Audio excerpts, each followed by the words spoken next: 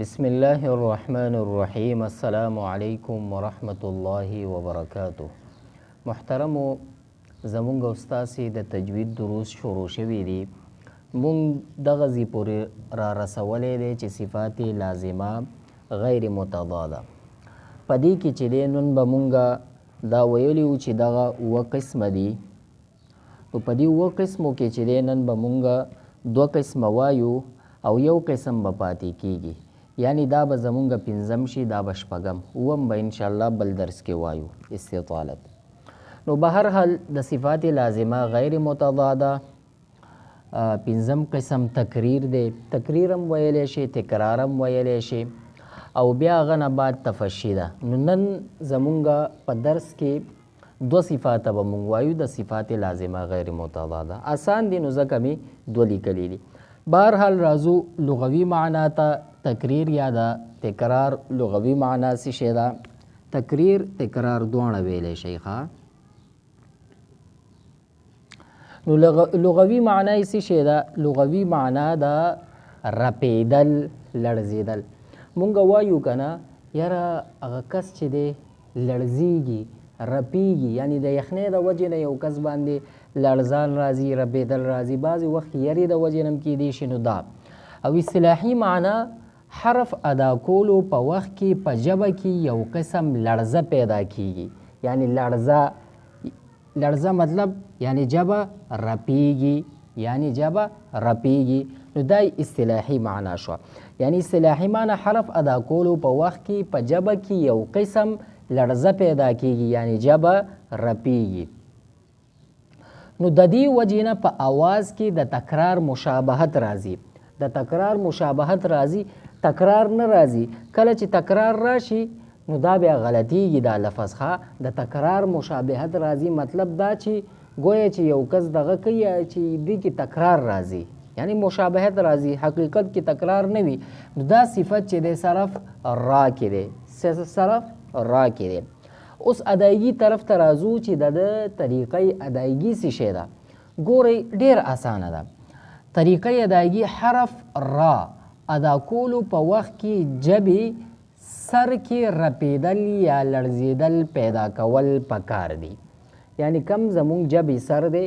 مونږ په تیر درس کې هم د را یعنی مونږ مخرج ویلی چې دا کم ځای نه ادا کیږي. نو که تاسو خیال کړي وي ژبې سر چې دی په دې ځای کې رپېدل یا لړزېدل پیدا کیږي. لکه وګورئ مثال مونږ ورکړی حمزه را زبر اور. اوس وګوره زه دا را اوږدومه دې دپاره چې تاسو پوه شئ. ګورئ حمزه را زبر ار. که تاسو خیال وي ما مخارج کې هم درته دا ویلو مال چې یو کس را نشي ادا کولی نو داسې دی دغه پریکټس وکړي نو په دې باندې به دغه تاسو ته را زده شي. نو بهرحال په دې کې به داسې نه کوئ ار. وګوره یو را مونږ وایو یو را او بیا پیدا کیږي پکې ډېر زیات راګا، دا بیا غلط راځي. خو په دې کې لږ غوندې هغه څه شی پیدا کیږي، یعنی تکرار د مشابهت پکې پیدا. حمزه را زبر ار ایر اور. خیال هم دی ارسل همدا کرنګه مستطر مستطر الرح ار دا به غلط راځي ښه. الرحمن الرحیم. نو انشاءالله امید لرم په دې تکریر یا تکرار باندې خو پوه شوئ. اوس راځو بل قسم ته د صفات لازمه غیر متضاده چې په هغه کې شپږم قسم تفشي ده. نو لکه څنګه چې دا را چې و یعنی مطلب دا صفت تکریر یا تکرار صرف په را کې موجود وو، نو همدا کرنګي دا صفت تفشي چې دی دا به صرف په شین کې دا صفت موجود وي. دا خبره تاسو یاد ساتئ. ګورئ تفشي. اوس لغوي معنا ته راځو چې لغوي معنا یې څه شی ده. لغوي معنا ده خورېدل یا خپرېدل. په دې کې چې دی کله مونږ شین وایو نو اواز خورېږي، مخکې به ووایو دا. اصطلاحي معنا څه ده؟ خوله کې اواز خورېدل یا خپرېدل دواړه ویلی شي چې کم تاسو ته ثاني خورېدل یا خپرېدل. اوس دا صفت چې دی په کم حرف کې راځي نو دلته مونږ لیکلی دا صفت صرف شین کې موجود دی، په نور کې نشته.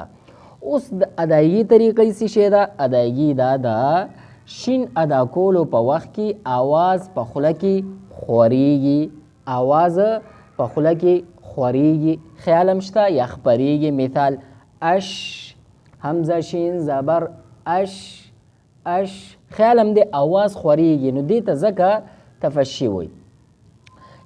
اش، اش، اوش همدا کرنګې بل مثالونه ما ورکړي. والشمس، والشمس همدا کرنګې. غواش، غواش. تشکرون، تشکرون. شاهدین، شاهدین. نو نننی سبق زمونږ استاد سره ډېر اسانو، نو انشاءالله امید لرم په دې سبق باندې به تاسو پوه شوي. نو بیا تاسو ته التماس او گزارش دا دی چې خامخا تاسو دغه ویډیو کلیک کړئ، تاسو وګورئ، لږ غوندې تاسو ته فایده کیږي، نو ابتداً خلکو ته شیر کوئ، ځکه چې اکثر زمونږ په چینل کې داسې خلک موجود دي چې زمونږ ویډیوګانې ګوري نه چینل سبسکرایب کړئ او شیر کولو کې بخل مه کوئ. ګورئ چې تاسو ته لږ فایده وشوه، مخکې هم شیر که هغه ته هم فایده وشوه، نو په دې کې موږ سره تاسو برابر اجر کې شریک یې. نو رب العالمین به تاسو ته هم اجر عظیم درکړي. په دعاګانو کې مې یاد ساتئ. السلام علیکم ورحمة الله وبرکاته.